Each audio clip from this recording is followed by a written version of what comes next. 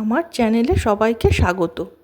আপনারা পুরো ভিডিওটা দেখবেন, ভালো লাগলে লাইক, কমেন্ট ও শেয়ার করবেন। আজকের রেসিপিটি হলো দুধ কচু পাতার বড়া। এটি বানানোর জন্য আমার হাজব্যান্ড আমাকে সাহায্য করেছে। প্রথমে কচু পাতাগুলোকে নিয়ে একে একে ওতে সব কিছু মাখিয়ে নেব। বেসন, হলুদ ও লঙ্কার গুঁড়ো, জিরের গুঁড়ো, ধনের গুঁড়ো সব দিয়ে তারপর মাখিয়ে নিয়ে সুতো দিয়ে বেঁধে নিতে হবে। এরপর জল গরম করতে দেবো কড়ায়। জল গরম করে ওর মধ্যে এই পাতাগুলো সব দিয়ে দেবো, দিয়ে ফুটতে থাকবে। তারপর পাতাগুলো সেদ্ধ হয়ে গেলে একে একে নামিয়ে নেব। নামানোর পর ঠান্ডা করে নিতে হবে ভালো করে ঠান্ডা না করলে পাতাগুলো কাটা যাবে না। ঠান্ডা হয়ে গেলে পিস পিস করে কেটে নেব। সুতোগুলো কেটে নিয়ে পিস পিস করে কেটে ওগুলো কড়ায় তেল গরম করে ভালো করে ভাজতে থাকবো, ভেজে তুলে নেব।